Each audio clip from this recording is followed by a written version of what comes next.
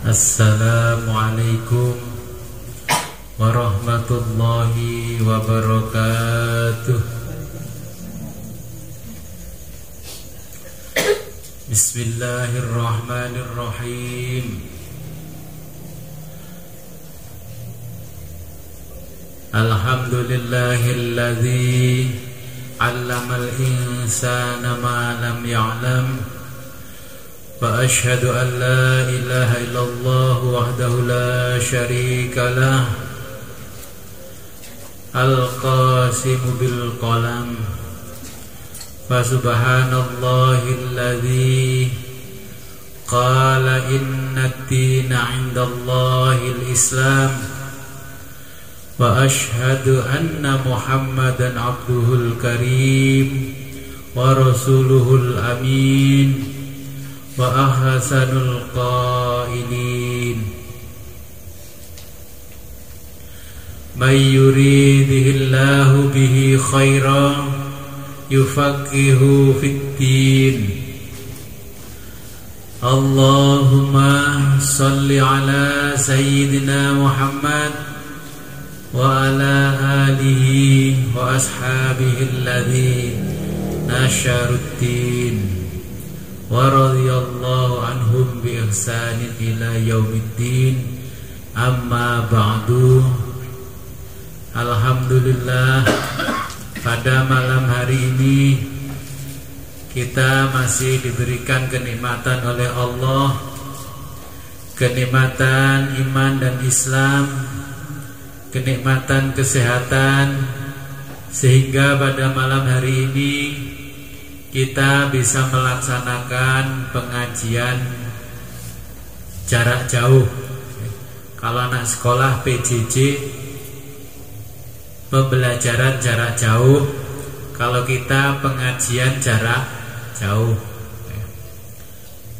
Walaupun kondisi pandemi, kita tidak kurang hikmah dari keadaan ini, tetap bisa ngaji walaupun jarak jauh.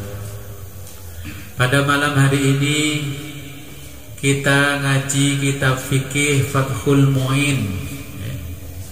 Seperti biasa, sebelum kita ngaji, marilah kita berkirim Fatihah kepada baginda Nabi besar Muhammad SAW. Mudah-mudahan kita nanti di yaumil kiamah, di akhirat, mendapatkan syafaat dari beliau. Yang berikutnya kita kirimkan Fatihah kepada mu'alif kitab Fathul Mu'in, juga kepada guru-guru kita dan kepada kedua orang tua kita. Semoga apa yang kita pelajari pada malam hari ini membawa barokah, manfaat fiddini wa dunya hatta akhirah. Biridha'illahi ta'ala wa bi'idnillahi ta'ala wa li syafaati Rasulullah Muhammad sallallahu alaihi wasallam. Al-Fatihah. A'udzu billahi minasyaitonir rajim. Bismillahirrahmanirrahim. Alhamdulillahirabbil alamin arrahmanir rahim maliki yaumiddin. Iyyaka na'budu wa iyyaka nasta'in. Ihdinas siratal mustaqim, siratal ladzina an'amta 'alaihim ghairil maghdubi 'alaihim waladdallin. Amin. Ila hadratin Nabil Mustafa Muhammadin sallallahu alaihi wasallam wa ala alihi wa azwajihi wa auladihi wa dzurriyyatihi wa liman dakhala baitihil kiram. Al-Fatihah. A'udzu billahi minasyaitonir rajim. Bismillahirrahmanirrahim. Amin. Ar-Rahmanir Rahim. Maliki yaumiddin. Iyyaka na'budu wa nasta'in. Ihdinas siratal mustaqim, siratal ladzina an'amta 'alaihim ghairil maghdubi 'alaihim waladdallin. Amin. Ila arwahi abaihi minal anbiya'i wal mursalin wal malaikatil muqarrabin wa jamil awliya'i wasyuhada'i wal ulama'i wal fuqaha wal mufassirin wal muhaddisin was salihin wa ali kullin wa ashabi kullin wa atba'i kullin wa ila arwahi abina sayyidina Adam alaihi salam wa ummina sayyidatina Hawa wa ma tanasalu bainahuma ila yaumil qiyamah. Al-Fatihah. A'udzu billahi minasyaitonir rajim. Bismillahirrahmanirrahim. Alhamdulillahirabbil alamin arrahmanir rahim maliki yaumiddin iyyaka na'budu wa iyyaka nasta'in shiratal ladzina an'amta 'alaihim ghairil dhalin amin. Ila hadratina arwahi abaina wa ummahatina wa ajdadina wa masyayikhina wa syekh masyayikhina lahumul fatihah. A'udzu billahi minasy syaithanir rajim. Bismillahirrahmanirrahim. Ar-Rahmanir Rahim maliki yaumiddin ghairil maghdubi 'alaihim waladdallin amin. Thumma ila hadrati liruhi wasyekh al-alim al-alamah Zainuddin Ibn Abdul Aziz al-Malibari talamidil alamah Ibnu Hajar al-Haytami asy-Syafi'i nafa'anallahu bihi wa bi'ulumihi fid dharaini. Al-Fatihah. A'udzu billahi minasy syaithanir rajim. Bismillahirrahmanirrahim. Alhamdulillahirabbil alamin arrahmanir rahim maliki yaumiddin iyyaka na'budu wa iyyaka nasta'in ihdinas siratal mustaqim siratal ladzina an'amta 'alaihim ghairil maghdubi 'alaihim waladdallin amin. Sekarang kita sampai di halaman 3 dari innama tajibul maktubatu. Bapak-bapak, ibu-ibu, jamaah yang ada di rumah, sekarang kita sampai pada innama tajibul maktubatu.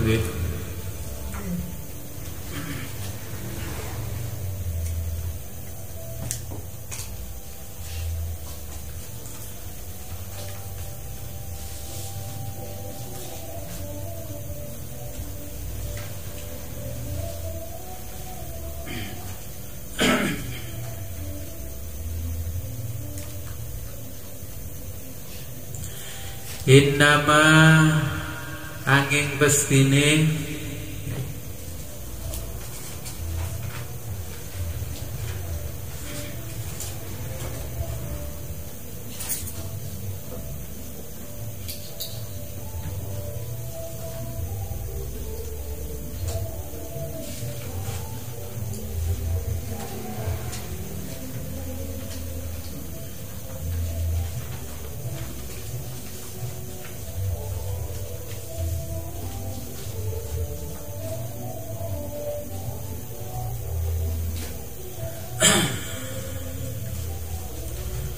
innama tajibu angin pestine wajib apa al maktubatu yaiku mang salat maktubah.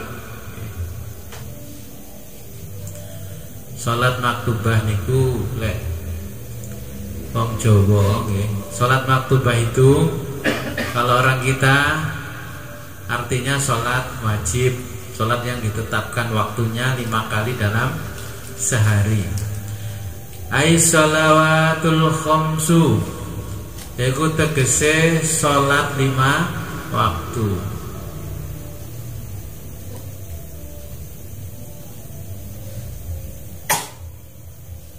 Ala kulli muslimin ing atase saben-saben wong muslim mukallafin kang mukallaf, wong kang cukup umur. Kemarin kita waktu ngaji Al-Waraqat kita mengenal yang namanya hukum taklifi dan hukum wadai. Nah, ini adalah seorang muslim yang mukallaf. Kalau sudah mukallaf, dia terkena hukum taklifi, hukum dibebani kewajiban. Kewajibannya tergantung. Nah, kalau masih kecil, terus orang beranjak dewasa, anak-anak dari anak-anak menjadi dewasa, mukallaf cukup umur, maka dia dibebani beban hukum sesuai dengan khitabnya Allah, sesuai dengan dawuhnya Allah. Ai balighin tegese wis balik, akilin duweni akal sehat, tidak gila, tidak majnun, balighin akilin Ini kalau istilah di kita, hukum kita istilahnya cukup umur, bisa membedakan mana yang baik, mana yang buruk.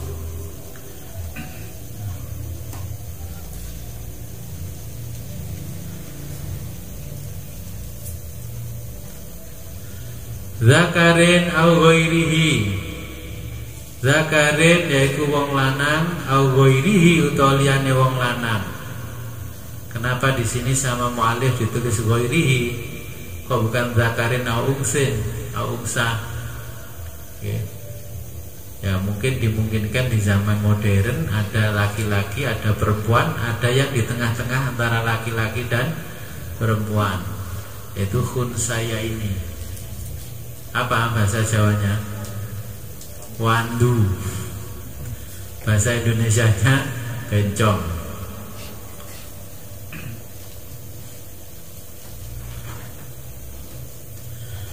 Tohirin suci.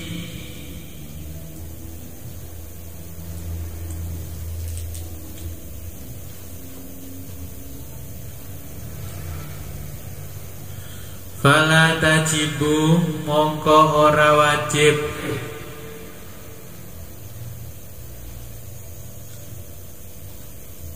ala kafirin ing atase wong kafir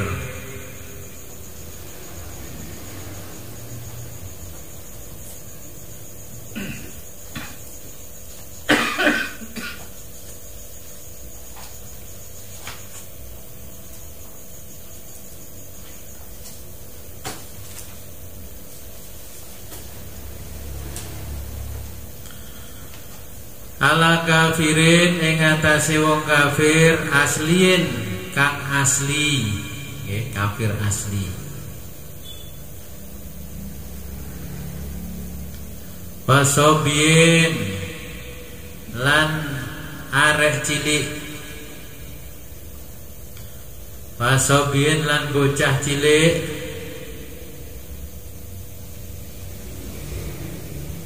Wa majnunin lan wong gendeng.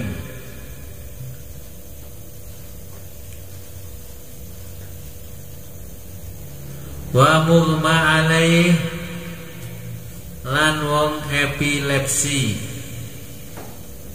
Basa kunone ayanen.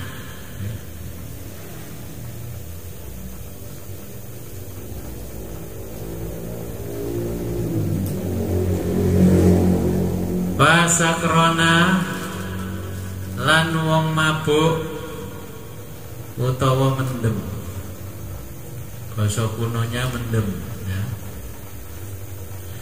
Basakrona lan mabuk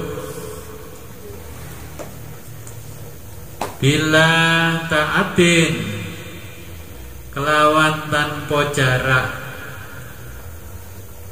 Jadi yang gak wajib sholat orang kafir asli ya. Apa artinya kafir asli? Ada orang kafir gak asli.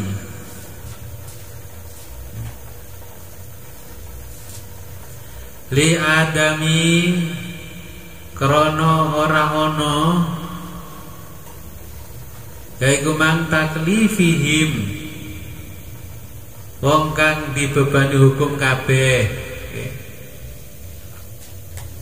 Jadi yang tidak dibebani hukum melaksanakan sholat waktu 5 waktu, yaitu orang kafirin asliin. Jadi dari sejak lahir dia kafir, belum pernah masuk Islam. Kalau orang itu dari kecil Islam, terus menginjak remaja, dewasa, bahkan mungkin sudah tua, dia murtad. Nah ini kafir tapi tidak asli. Ketika dia kembali lagi masuk Islam, maka dia dikenai hukum taklifi ya. Hukumnya orang mukallaf. Berarti sholat yang ditinggalkan selama sekian tahun dia murtad, itu wajib diganti. Kalau kafir asli dia tidak wajib mengqadha ya. Kalau kafirnya tidak asli wajib mengqadha. Dihitung berapa lama dia meninggalkan Islam. Wa majnunin, nah orang yang gila. Wasobiyin, bocah cilik, orang masih kecil, belum cukup umur. Wa mughma alaih, dan ini epilepsi. Ini ada pembahasan baru tentang epilepsi. Ini dimungkinkan epilepsi tetap harus sholat, karena ternyata orang-orang yang model epilepsi ini sekarang pengaruhnya banyak. Nah, mungkin pengaruhnya kena narkoba. Makanya di sini mu'alif mengatakan wasakrona bila ta'atin, orang yang mabuk, terus waktu mabuknya berdekatan dengan waktu sholat. Wayai sholat wabot, sirai ngeluh, kepalanya pusing, geliyeng, akhirnya tidak mampu melaksanakan sholat. Itu dikenai beban hukum taklifi. Kalau sholatnya dengan waktu sholatnya jauh, katakanlah mabuknya habis subuh, zuhurnya sudah sadar, maka dia tidak dikenai beban hukum sholat karena waktunya panjang. Kalau mabuknya mendekati masuknya waktu sholat 5 waktu, maka dia dikenai li'adami taklifihim. Jadi tetap dikenai hukum taklifi.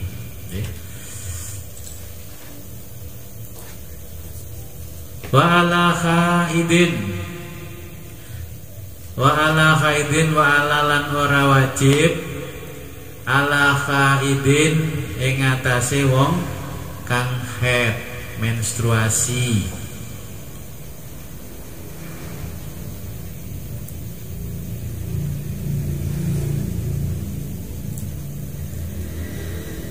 Wa nufasaa, lan wong kang nifas.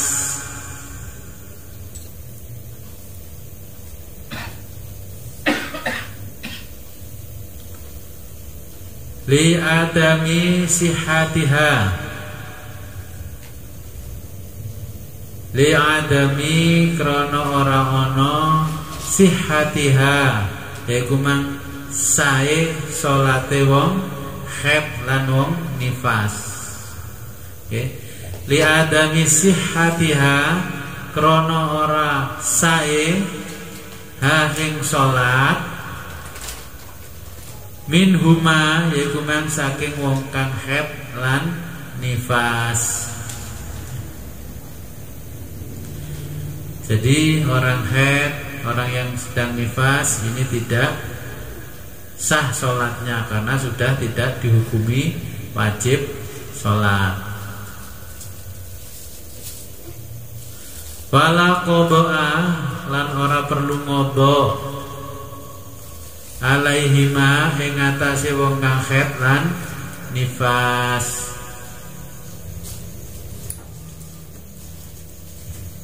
Jadi kalau perempuan haid dan nifas itu mendapatkan keringanan, tidak perlu sholat, juga tidak perlu mengqadha sholatnya.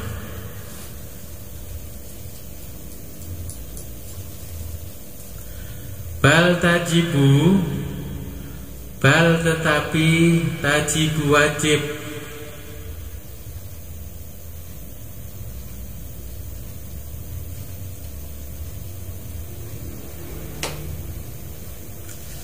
ala murtadin, bal tajibu tetapi wajib, ala murtadin ing atase wong kang murtad.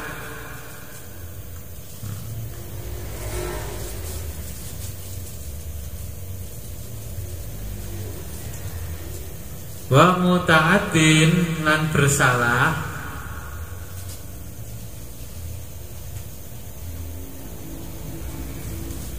bisa karin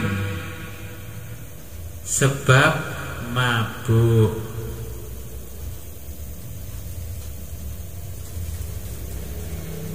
Jadi tidak wajib, jadi wajib mengqadha sholat orang yang murtad.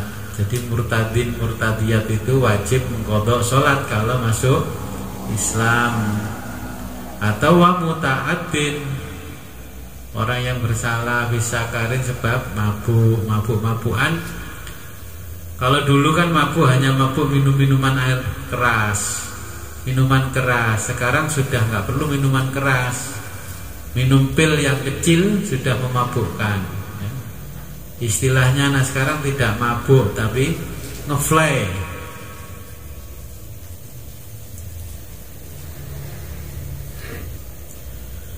Jadi walaupun tidak mabuk, ini kiasnya kan sama dengan orang mabuk. Jadi bisa karir sebab ngefly, kena narkoba ya, kena sabu-sabu, kena pil koplo, ini jadi bisa karir. Nah, akhirnya istilahnya orang sekarang menjadi sakau. Orangnya antara sadar dan tidak sadar. Nah,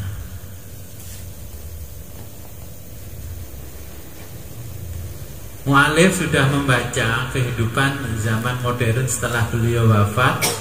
Ini orang mabuk, macam-macam caranya orang mabuk. Sekarang saja caranya ngemis sudah macam-macam. Saya melihat di Cina ngemis sekarang pakai barcode. Ya, HP-nya dikasih barcode.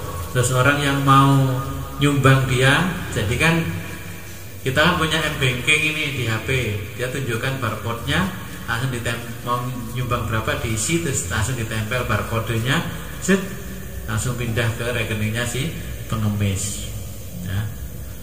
Kalau di kita masih gedor-gedor pintu. Kalau di Cina ngemis sudah pakai barcode.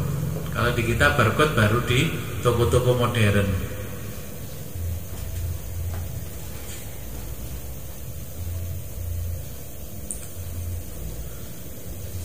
Wa yuqtalu, lan dipateni.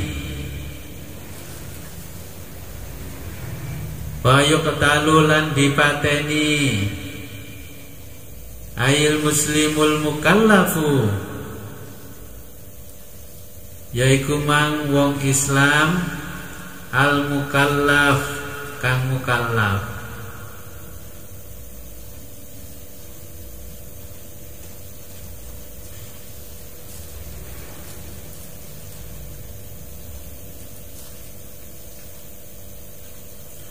At-tahiru, kang suci.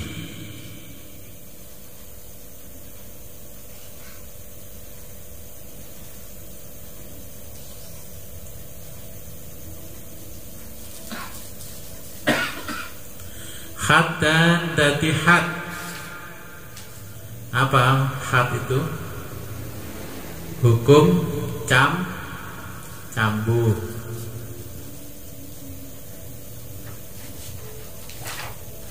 Bidharbi unukihi, bidharbi kelawan dipukul utawa digepuk, unukihi yaiku mang gulune wong.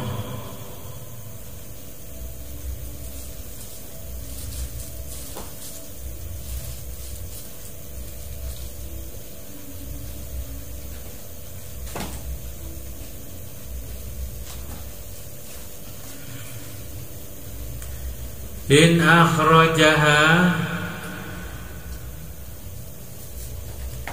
akhraja lamun ngetokake muslim ha ing salat.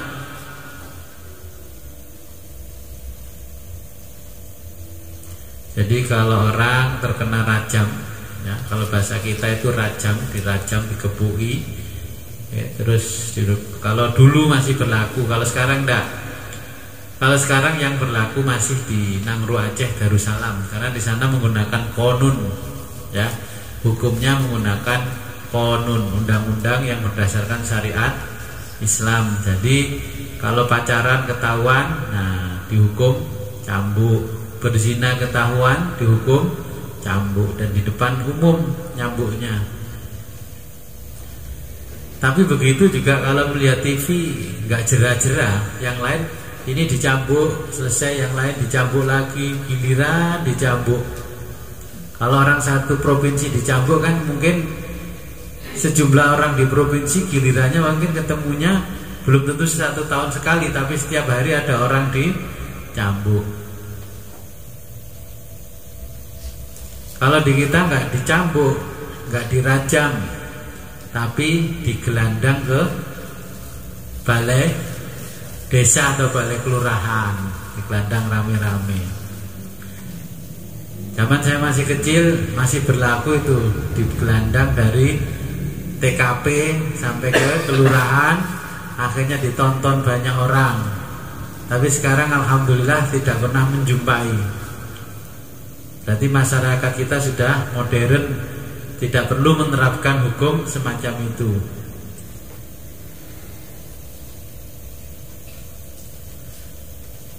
Ail maktubata tegese salat wajib amidan, yaiku khalih jarak, nganggo jarak.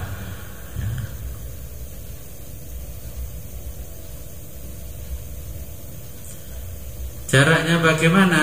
An waktu jam'ain, yaitu saking waktune jamak, salate di jamak.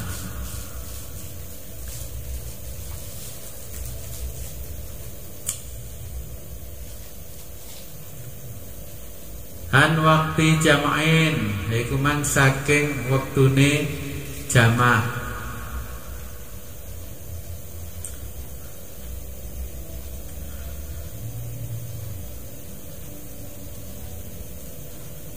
Laha kedue salat,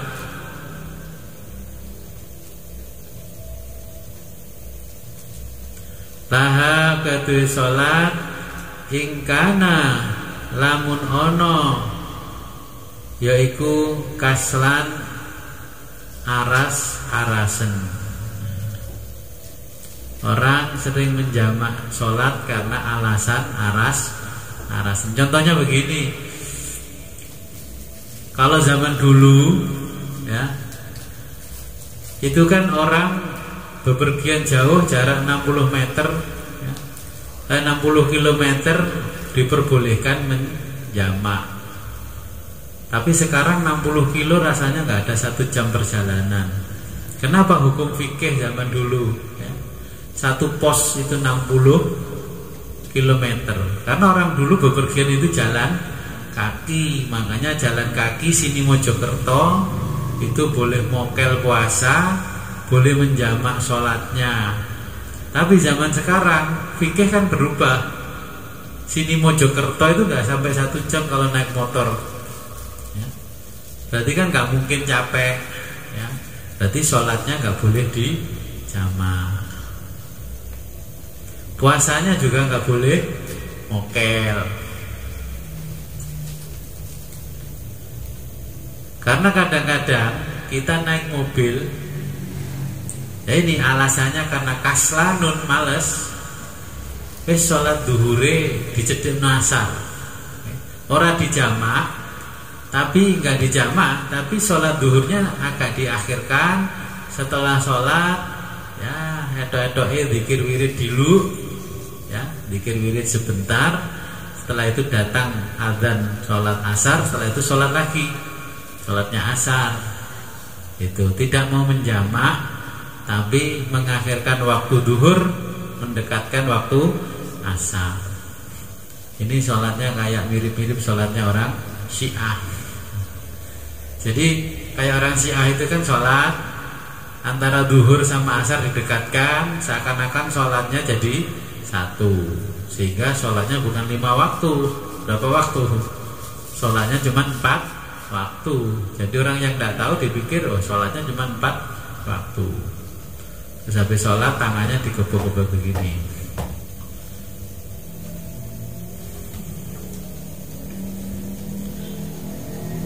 Tapi kayaknya tidak mungkin di zaman modern cuma perjalanan 1 pos ya, 1 marhalah itu dijamak, dikosor dan sebagainya. Karena apa? 1 marhalah zaman sekarang ya mungkin 1 marhalah itu bisa sini Semarang lah. Kalau dulu 60 kilo. Nah, kalau fikihnya nggak dirubah ya orang-orang enak. satu marhalah naik motor, sholatnya bisa dijamak. Akhirnya perutnya lapar, pengen mokel, melakukan perjalanan dari rumah sampai ke kilometer 60, dia mendapatkan rukhsah keringanan, boleh mokel.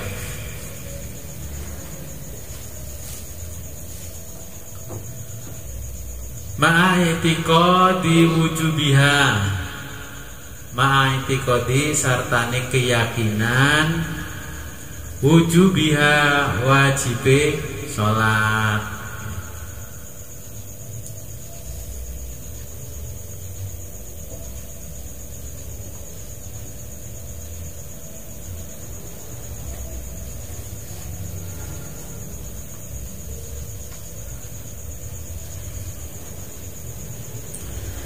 Ilam yatub, lamun ora gelem tobat sapa wong muslim,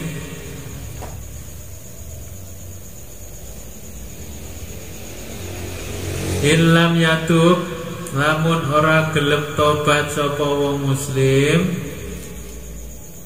ba'dal istitabati,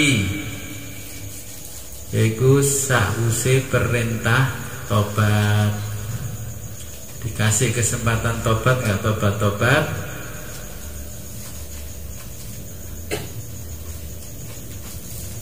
wala nadbil istitabati,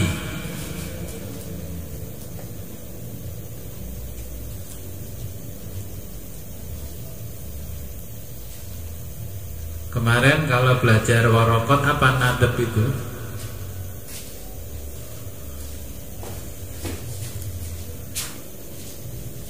Kan ada wajib, ada mahdur, ada nadab. Ya. Ba'dal istitabati, sahuse perintah tobat, wa ala nadbil istitabati, wa ala nadbil istitabati, lan ing atase nadab itu anjurane perintah tobat.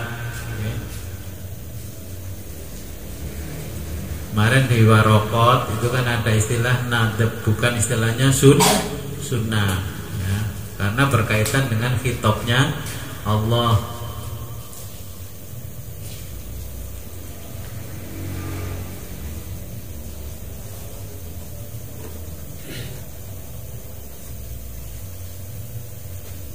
La yudmanu, la yudmanu ora diganti,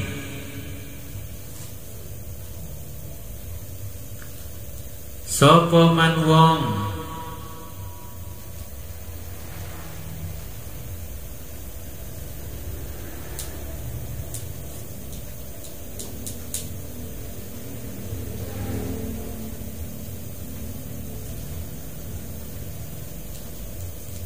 qatalahu, yaiku mateni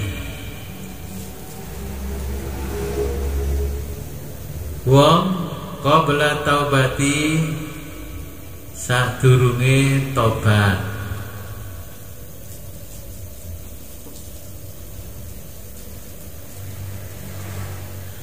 Lakinnahu, tetapine ya samu, yaiku mang dosa sapa wong. Jadi kalau panjenengan menjadi hakim ya, memutuskan hukuman seseorang mati, kalau waktunya masuk waktunya sholat, nah, terdakwa ini harus diberikan kesempatan untuk sholat dulu ya, mungkin nulis wasiat, nulis ini pesan-pesan. Kalau sudah waktunya sholat, al-gojo membunuh, berarti yang dosa adalah semua orang yang menjadi hukuman mati. Jadi walaupun orang bersalah, tetap diberi kesempatan bertobat. Coba kamu tobat dulu sebelum dihukum mati. Mungkin karena tobatnya, dosa-dosanya diampuni oleh Allah. Tetapi kalau si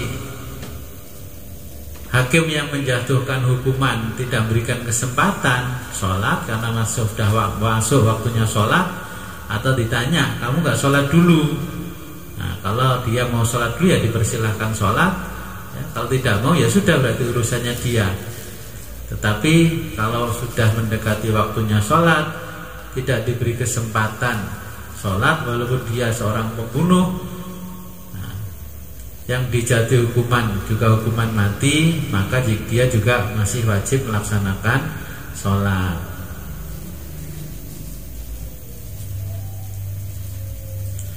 Wayuk talu lan dipateni sapa wong kufron kalih kufur, dipateni tapi keadaan kufur.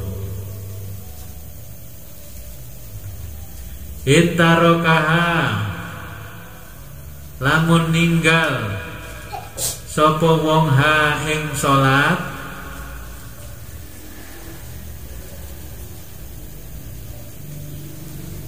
intarokaha lamun ninggal sapa wong ha ing salat, jahidan kalih nantang, jahidan kalih nantang wujubaha yaiku manging wajibe sholat. Sudah, saya nggak perlu sholat, nggak sholat aja sudah masuk surga. Atau nantang, sudahlah saya nggak perlu sholat, kadung dosanya akeh, ngapain sholat, paling juga nggak akan diterima oleh Allah. Nah, ini kan nantang orangnya, padahal masih diberi kesempatan untuk bertobat, ya. Jahidan wujubaha.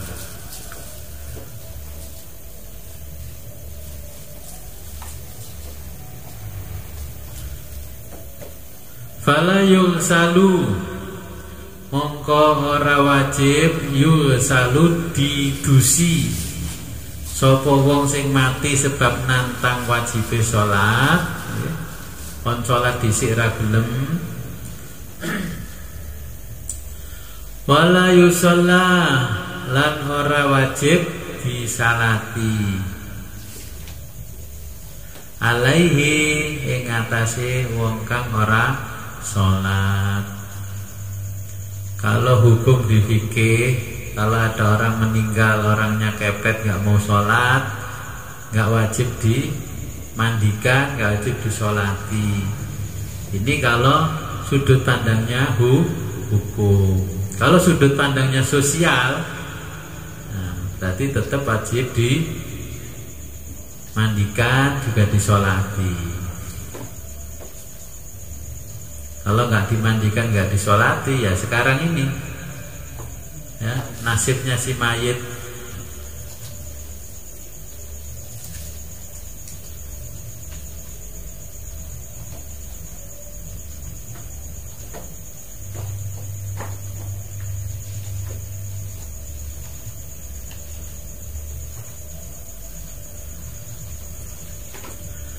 Wa yubadiru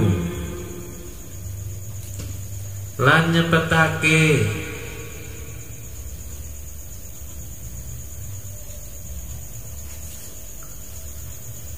wa yubadiru lan nyepetake sapa man wong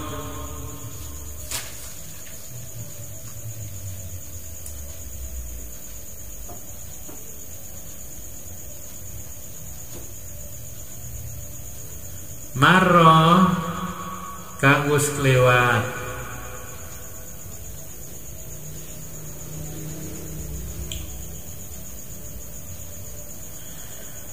bifaitin kelawan ngodok sholat.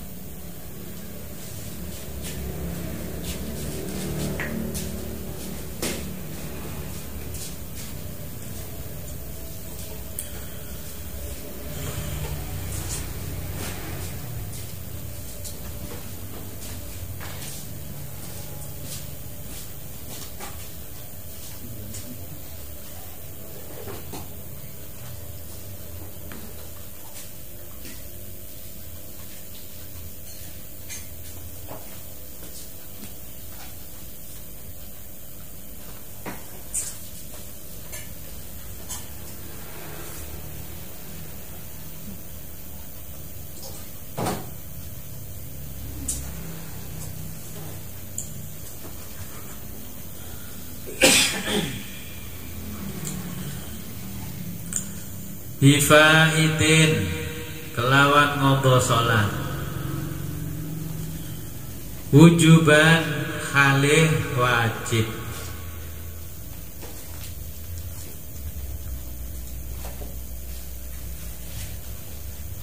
Kalau ngaji di zaman saya, bifaitin itu diterjemahkan kelawan pot. Ya mungkin dulu mencari padanan kata kesulitan, ya wis dicocok-cocokologi, bifaitin jadi kelawan pot ya. Kalau masih ada yang memaknai bifaitin kelawan pot, wujuban bi anfata, lamun pot gitu kan. Nah, itu artinya ngodo. Bifaitin kelawan ngodo salat, wujuban khalih wajib. Infata lamun mari, nah, mari ngodo. Bila udhurin kelawan tanpa udhur.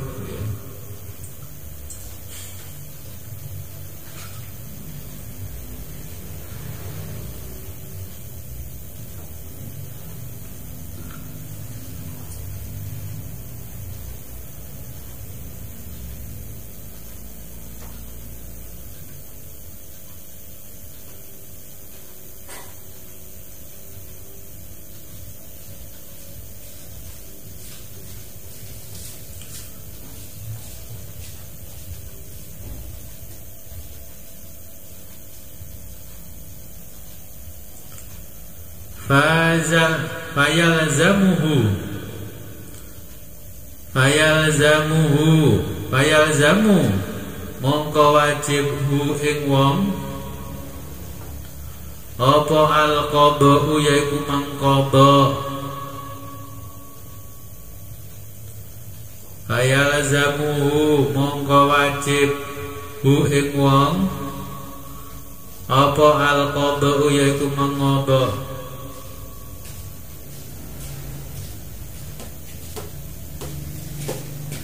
Fauron kelawan saknalika.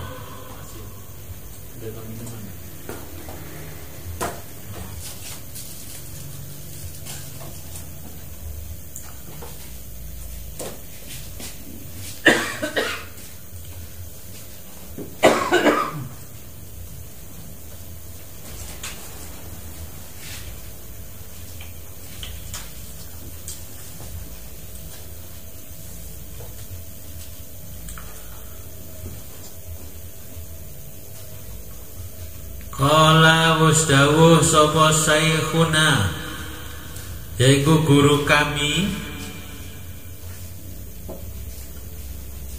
Ahmad bin Hajar, yaiku Syekh Ahmad bin Hajar ya, Al-Haytami.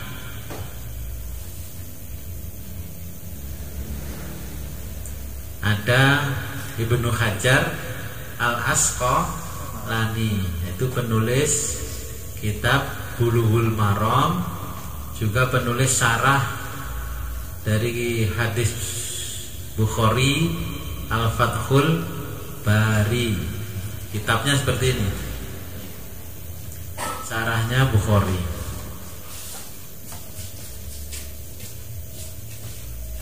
Rahimah muga-muga melasi hu ing Syekh Ahmad Ibnu Hajar sapa Allah Ta'ala, yaitu Allah Ta'ala.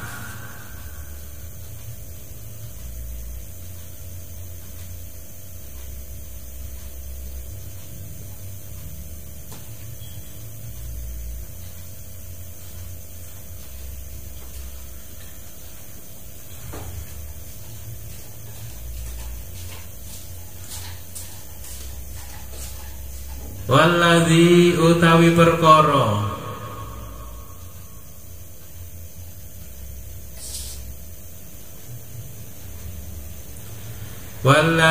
utawi perkara yadharu jelas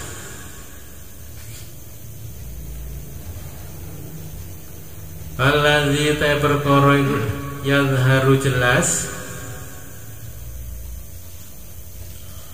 annahu ing mangstuhune wong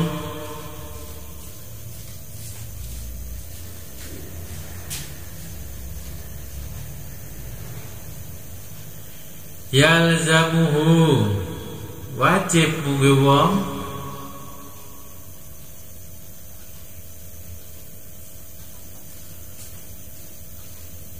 apa sarfu jami'i zamanihi apa sarfu jami'i zamanihi yaiku nggunakake jami'i zamanihi sekabehane waktune wong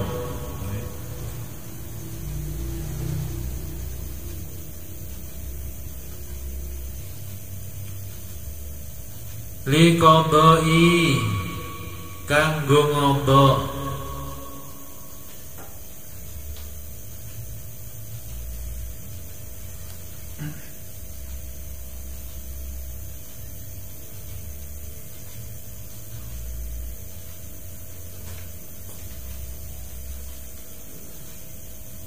ma'ada ma opo ini bahasa Indonesia selagi ma'ada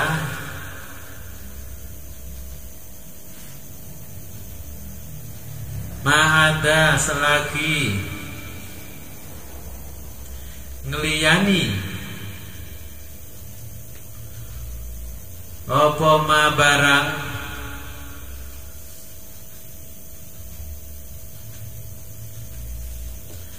yahtaju kakarep sapa wong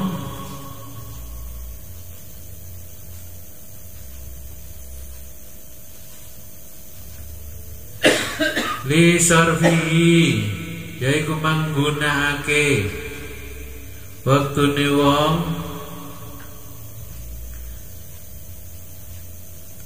fima ing dalem barang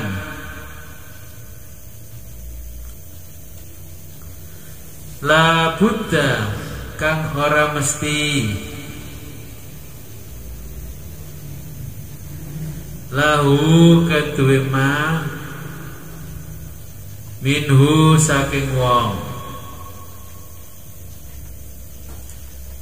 Jadi kalau menurut dawuhnya guru kami, kata Syekh Zainuddin Al-Malibari, yaitu Syekh Ibnu Hajar Al-Haytami, walladhi yadharu anhu yalzamuhu sarfu jami'i zamanihi liqada'i ma'ada ma yahtaju disarfihi fi ma la budda lahu minhu.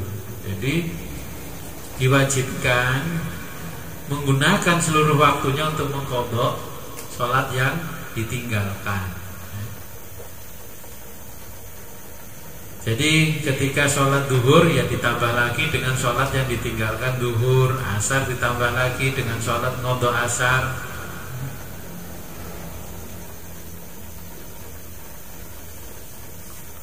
Dan seterusnya.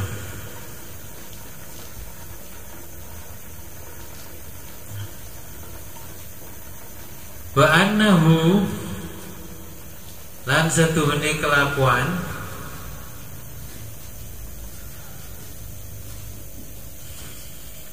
iku yahrumu haram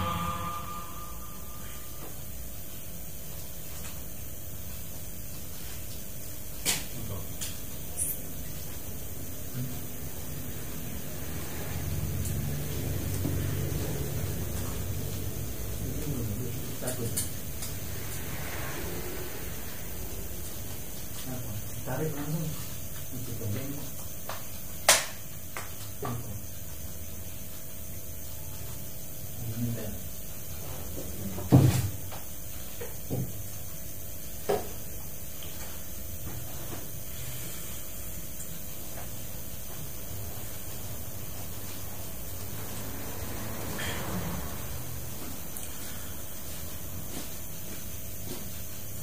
wa annahu lan setuhune kelakuan iku yahrumu haram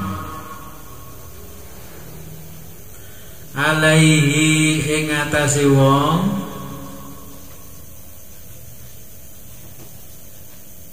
iku apa tatawwu iku nglakoni salat sunnah. Jadi kalau orang masih punya qadha salat belum diqadha terus melakukan salat sunnah, katakanlah kalau salatnya zuhur diawali qobliyah zuhur, diakhiri ba'diyah zuhur, nah, ini tidak boleh. Ini menurut guru kami. Intaha, demikianlah apa yang disampaikan oleh guru kami.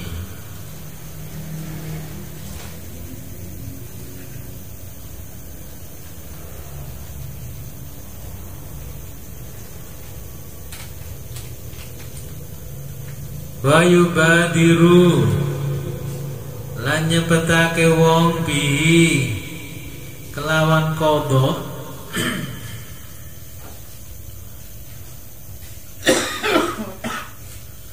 wa yubadiru lan nyepetake sapa wong bihi kelawan qadha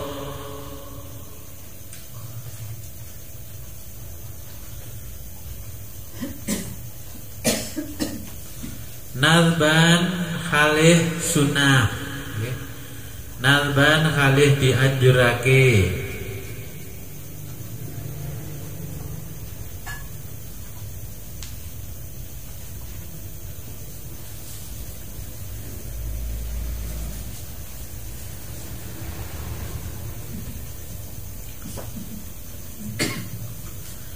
Infata lamun pot, infata lamun pot bi udhrin kelawan uzur, bi udhrin kelawan uzur kanaumin kaya turu,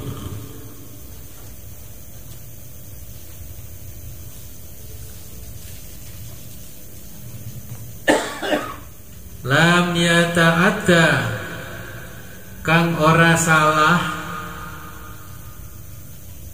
bihi kelawan turu wa nisyanin lan lali wa kadzalika lan kaya mengkono.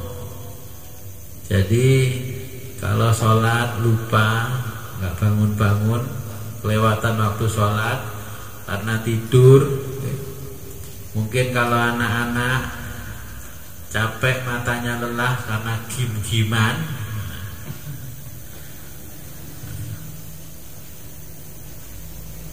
ini wajib mengqadha. Nah, bagaimana kalau sholat subuhnya bangunnya siang? Ya seketika itu harus diqadha. Nawaitu sholat subuh rodok siangan titik lillahi ta'ala. Nah, ini sering terjadi pada anak-anak yang baru mukallaf. Pertama, masih diampuni oleh Allah. Kedua, diampuni. Ketiga, terakhir pengampunannya. Keempat, terus menerus. Nah, ini hukumnya kalau di Fathul Mu'in namanya kufur, kafir. Kafir bukan berarti apa maksudnya kafir di sini? Kafaro yukafiru kufron, artinya tertutup mata hati. Jadi sebenarnya kafir kufur itu artinya tertutup. Bahasa Inggrisnya apa? Kafir. Bahasa Jawanya koper. Makanya untuk menutup baju dipakai bepergian, kotaknya namanya koper.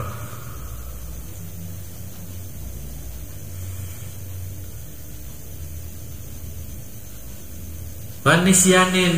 Nah, kadang-kadang pura-pura lali lupa. Sudah sholat, terus bilangnya lupa.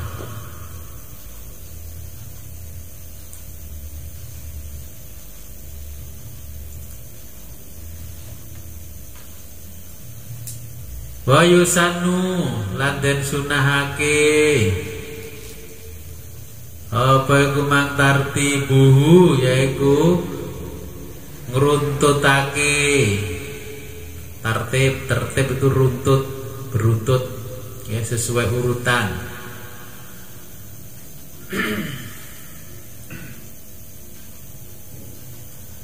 Ail fahiti tegese rampung.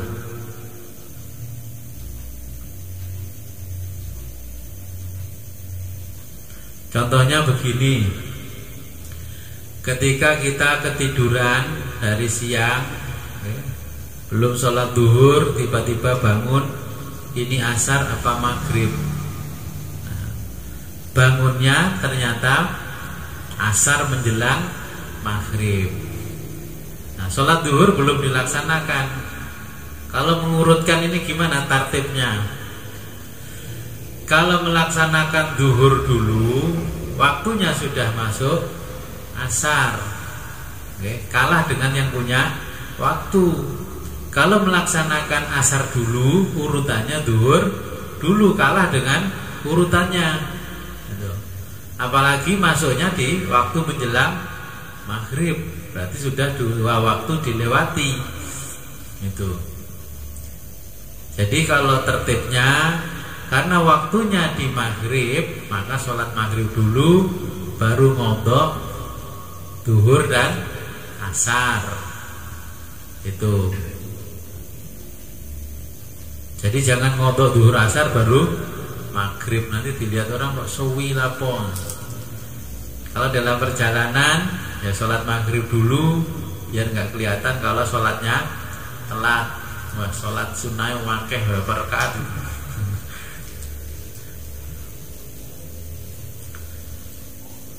Fayuqdha mongko dikodo, mongko ngodo.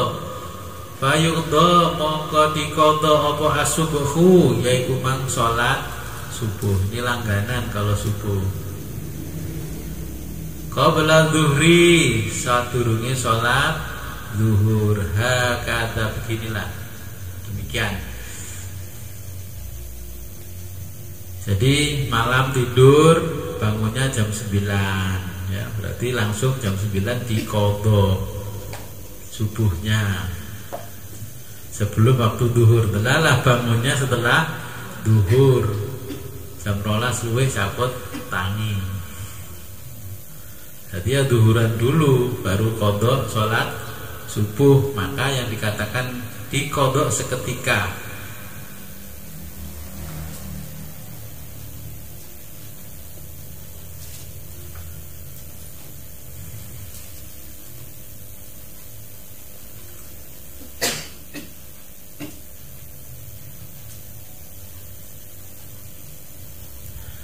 Wa taqdimuhu,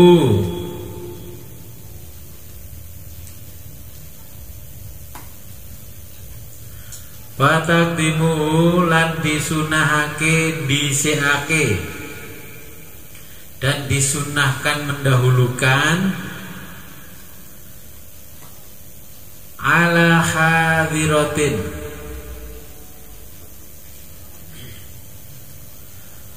ala hadiratin ing atase wong kang ana, orang yang sedang berada, ada.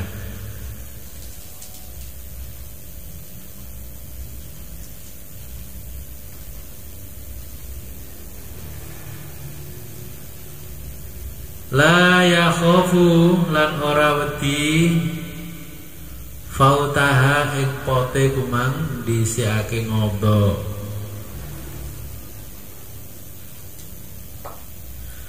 La yakhafu lan ora wedi fautaha ing marine kumang ngodo.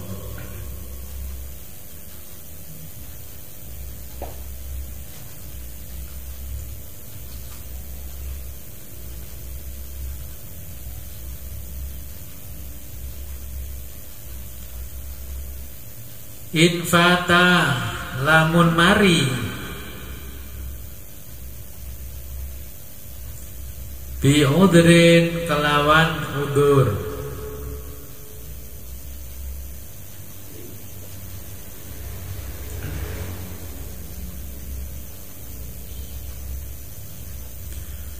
Wa in khosya senajan kuatir, wa in khosya senajan kuatir, fauta jama'atiha yaiku ngerampuke jamaah alal mu'tamadi ing atase qaul mu'tamad.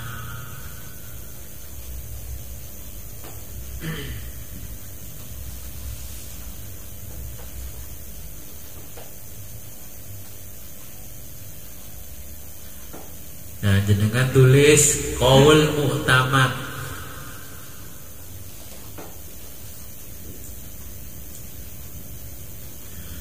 Qaul mu'tamad yaitu gagasan yang menimbulkan banyak kontroversi.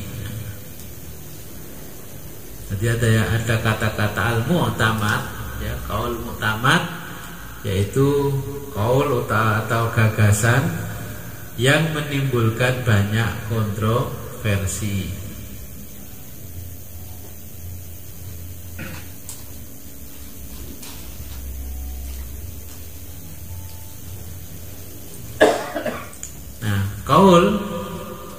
Qaul itu bisa diartikan pendapat, ya. Qaul, kalau ada kata-kata qaul, lihat dulu nanti belakangnya atau awalnya kalimat itu apa, nanti bisa diartikan pendapat atau gagasan. Di dalam madhab Syafi'i, jangan tulis, di dalam madhab Syafi'i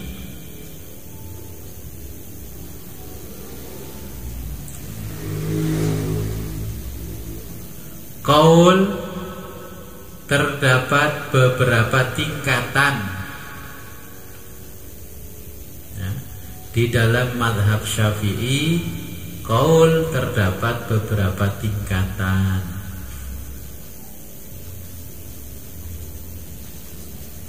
Satu, al-adhar, sama, berasal dari kata zohir, ya, bukan adhar dal tapi zot. Al-adhar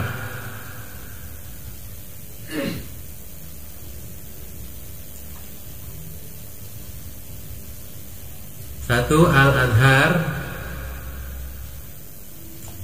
yaitu qaul yang menunjukkan masih ada khilaf. Qaul yang menunjukkan masih ada khilaf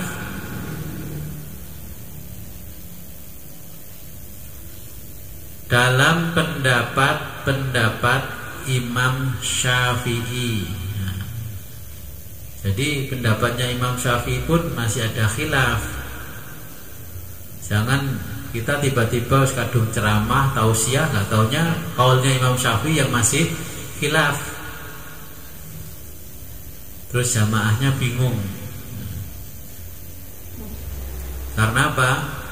Nah, narasumbernya al-alim al-alamah asy-syekh al-Google. Ini makanya kalau ngaji harus pegang kitab, nah, biar tetap ingat, ya. Qaul al-adhar. Yang kedua ini al-masyhur.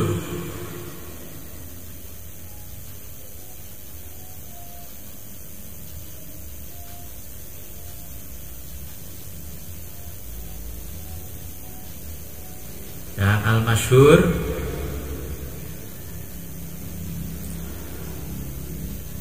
yaitu menunjukkan pendapat arjah, yaitu menunjukkan pendapat arjah dalam kurung lebih utama.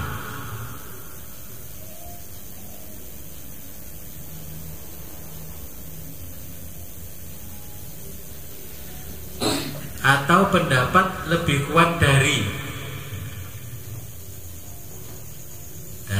titik-titik.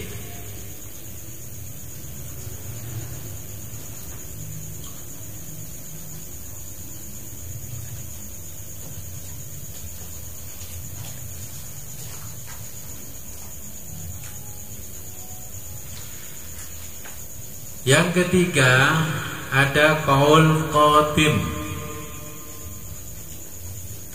Ketiga qaul qadim.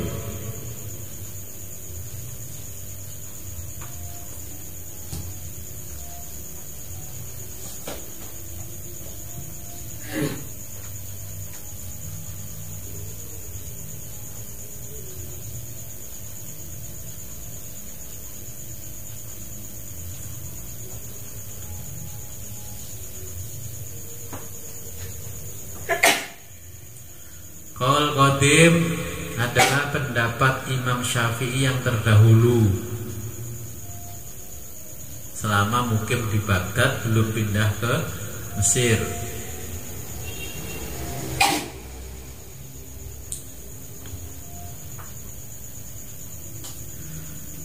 Jadi itu tingkatan-tingkatan qaul di dalam madhabnya Imam Syafi'i, ya. Qaul al-adhar, qaul masyhur, terus qaul qadim.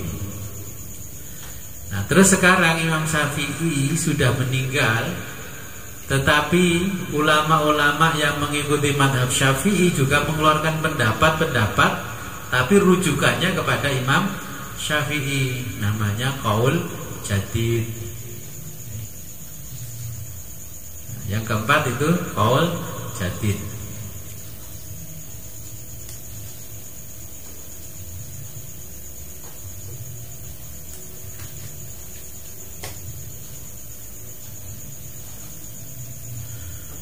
Contoh kalau kita membaca fikihnya Imam Syafi'i, membangun masjid. Ini satu kampung diperbolehkan membangun masjid jika terhalang sungai. Nah, seperti kita di Blembem Utara dan Blembem Selatan boleh membangun masjid dua dengan catatan terhalang sungai. Tetapi qaul jadid tidak boleh. Kenapa? Nah, qaul qadim kata Imam Syafi'i, karena Imam Syafi'i berpendapat boleh membangun dua masjid yang berdekatan dengan syarat terhalang sungai. Karena zaman dulu ketika hujan, sungai itu banjir deras, bisa menghanyutkan orang, jadi orang terhalang untuk Jumatan.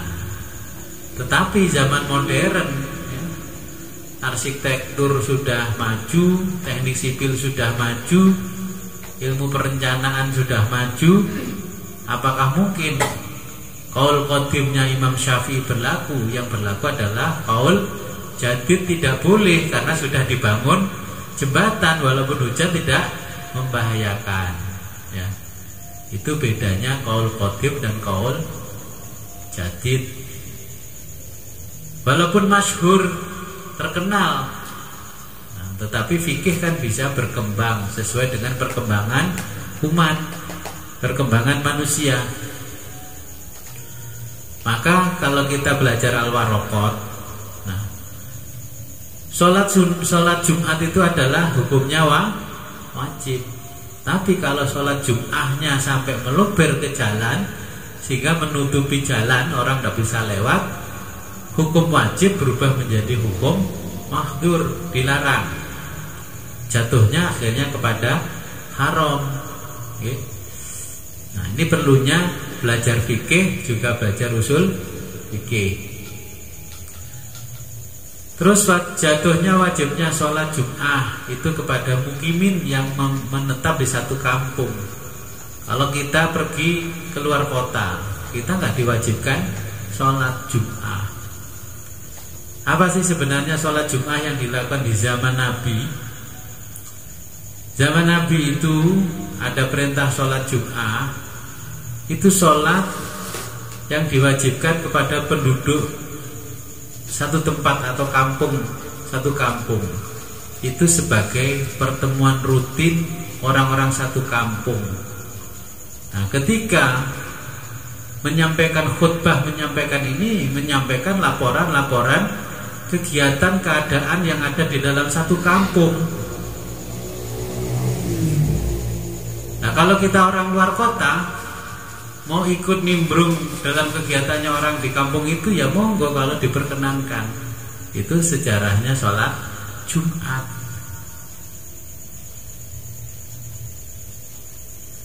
Makanya di dalam hukum fikih yang wajib sholat Jumat adalah orang yang mukim. Musafir tidak wajib.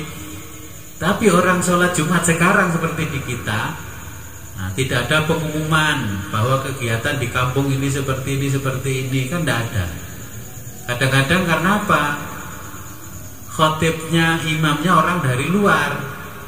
Seharusnya kan sholat Jumat itu sebagai media untuk pertemuan orang satu kampung, perkembangan kampung ini seperti ini, ya, laporan lengkap. Ada tetangga yang meninggal, ada yang perlu ini dilaporkan.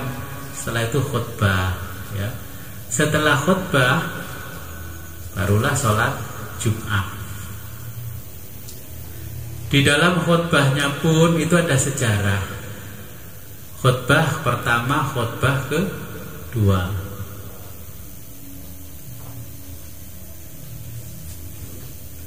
Bagaimana sejarahnya? Kalau kita bicara sholat,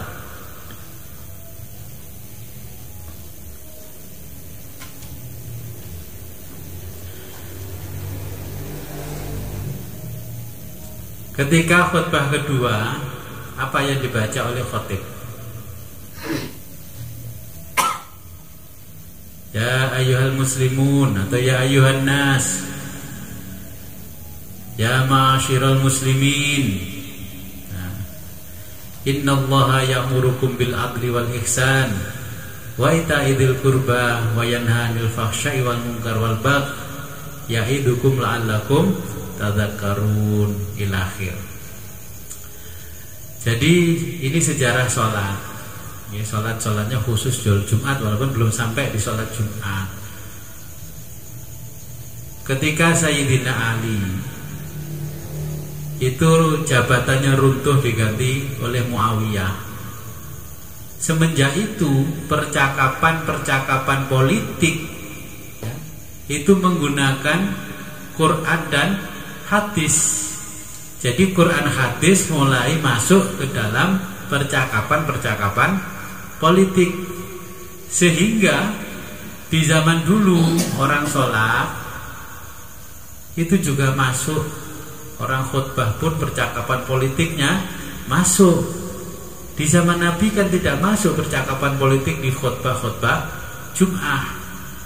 Maka ketika ada Khalifah Umar bin Abdul Aziz, ini khalifah yang paling adil di zamannya, memerintahkan khutbah kedua. Apa perintahnya? Innallaha ya'murukum bil adli wal ihsan wa ita'idil qurba wa yanha 'anil fahsya'i wal munkar wal baghi. Apa wal baghi itu? Artinya jangan saling membuli. Karena dulu itu di khutbah Jumat semangat, kalau yang menguasai masjid ini partainya A, yaitu untuk kesempatan partai itu mengungkapkan semuanya keinginan golongannya. Masjid B, nah di sana dikuasai partai C, di sana dikuasai partai D dan selanjutnya. Maka Umar bin Abdul Aziz memerintahkan isi khutbah kedua, innallaha ya'murukum bil adli wal ihsan. Innallaha, sesungguhnya Allah, ya'murukum, memerintahkan kepada kalian semua, bil adli wal ihsan, berbuat adil dan baik. Faitaidil qurba wa yanhanil fahsya'i wal munkar. Jadi perhatian, kasih sayang sama tetangga, anak yatim, wal baghi, dan jangan saling membuli, mencaci. Karena dulu media mencaci. Sekarang mencacinya bukan di mimbar mimbar Jum'ah, tapi mimbar YouTube. Oke.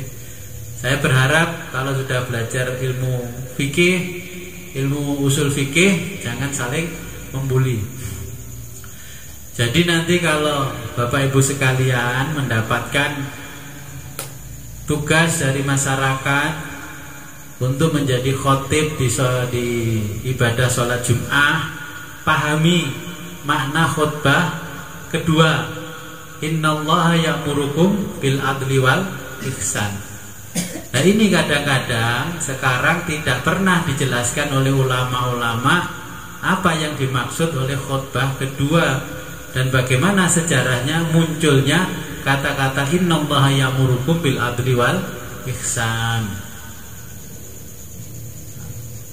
Padahal setiap Jumat innallaha ya'murukum bil adli wal ihsan wa ita'idzil qurba wa yanha 'anil fahsya'i wal munkar wal baghi ya'idukum la'allakum tadhakkarun wa la dzikrullahi akbar wa ajal. Tapi tetap mulih teko Jumatan buli kancane. Ya. Ini bab salat. Mumpung belum sampai salat Jumat. Nah, ini bab salat harus diperhatikan, ada sejarah kelam dulu umat Islam saling membuli di mimbar-mimbar masjid ya. Walaupun sekarang mimbarnya ganti di mimbar Mbah YouTube, tapi jangan ikut-ikutan.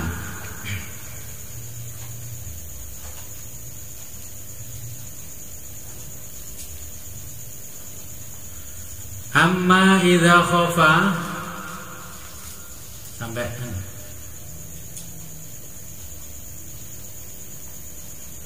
amma idza khafa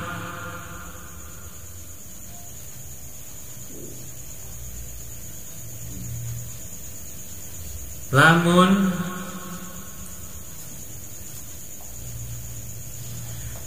idza khafa nalikane khawatir fautal hadirati yaiku ing pote wong kang hadir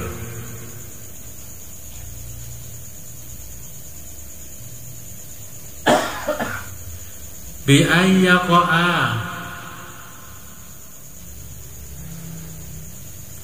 ayyaqa kelawan tumibo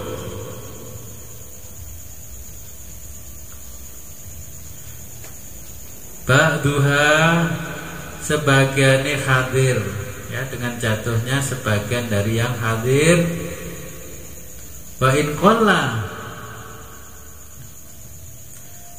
lamun setitik amma idza khafa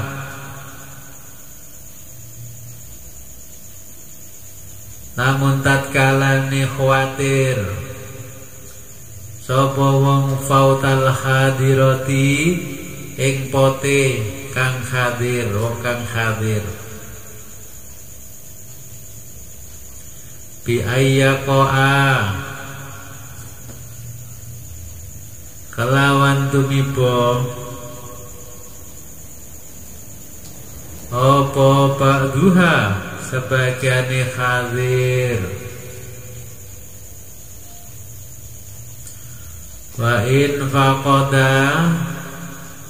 faqada tartibu mongko teman-teman dilakoni kelawan berurutan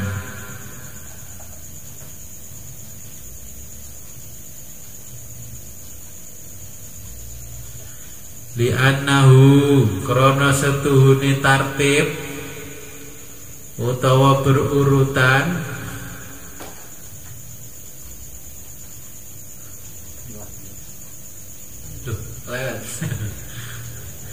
wa in qalla lan namun setitik ya. Kharija metu kharijal wakti metu waktune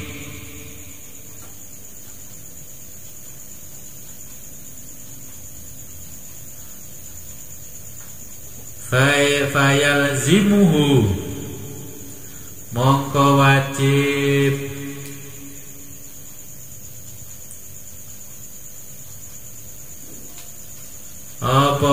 al-bad'u yaiku ngawiti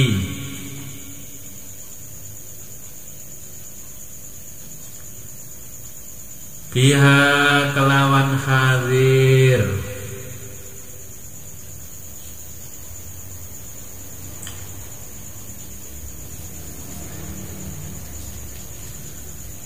wajibulan wajib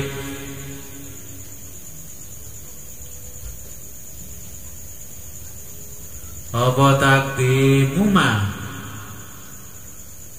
yaiku dhisikake barang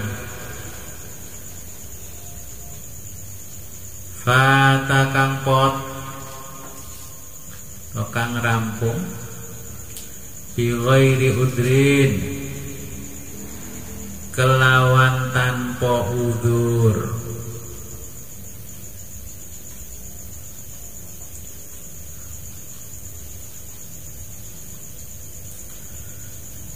alama ing atase barang fata kang pot utawa kang wis rampung bi udrin kelawan udzur wa in faqadha tartibu namun teman-teman lakoni tertib berurutan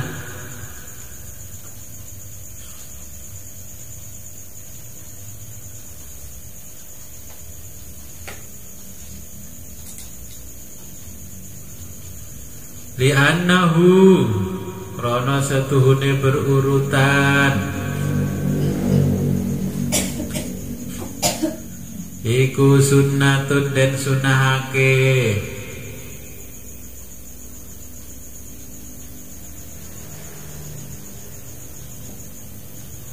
wal bidaru hale utawi yaiku mang segera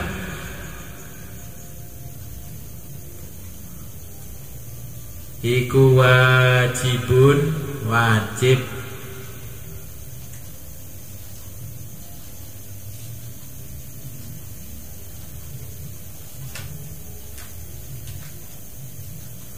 wa ta'khirulan ngakhirake apa ar-rawatibu yaiku salat rawatib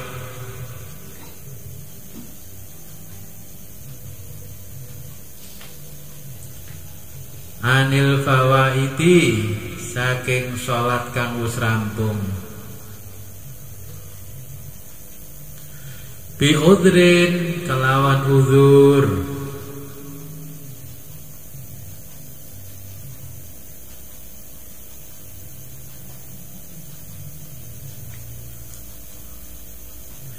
wajibulan wajib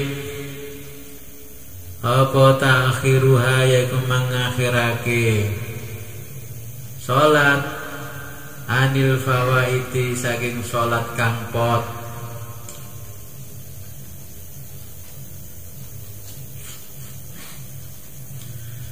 bi ghairi udrin kelawan tanpa uzur. Jadi memang mempelajari bab sholat ini sangat panjang sekali.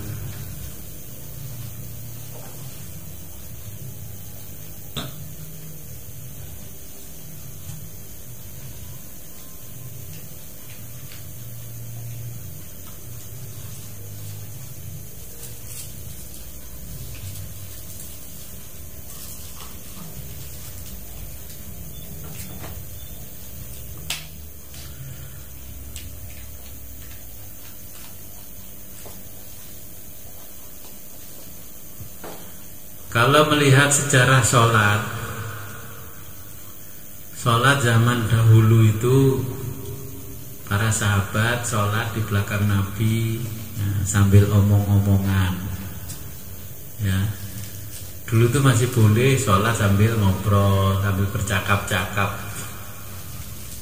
Akhirnya diturunkan ayat oleh Allah, hafidhu ala sholawati as-shalawatil wusta wa qumu lillahi qanitin. Wis meneng cep qanitin itu. Jadi nggak boleh lagi bercakap-cakap. Peliharalah sholatmu dan peliharalah sholat wusta. Berdirilah untuk Allah dengan khusyuk, jangan bercakap-cakap. Tapi zaman dulu sebelum turun ayat ini, sholat sambil nunggu Rasulullah membaca surat yang panjang, sahabat sambil ngobrol dengan sahabat yang lain.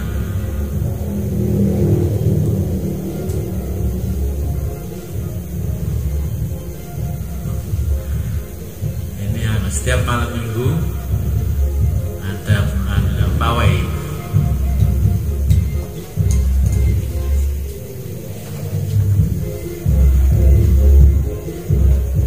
Inilah, kita nikmati dulu hiburan.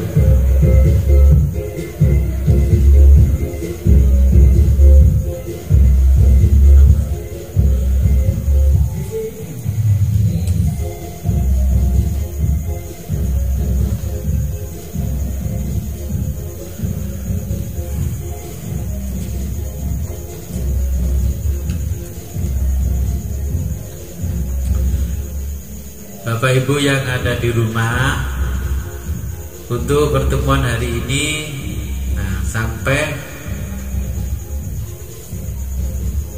di Anil Fawaiti bi Ghairi. Selanjutnya adalah tambih.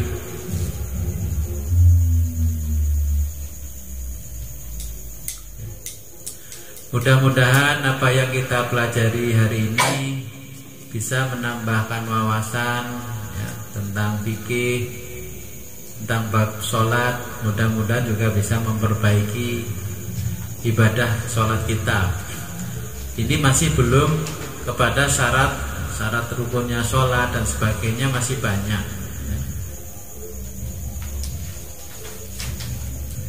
Bab sholat ini adalah bab yang paling tebal. Bab yang lain-lain tipis, bab sholat paling tebal. Mudah-mudahan apa yang kita kaji pada malam hari ini bisa membawa barokah manfaat fid dini wad dunya wal akhirah. Sebelum kita tutup pengajian kita, marilah kita berdoa dulu kepada Allah. Mudah-mudahan kita juga diberikan ilmu laduni.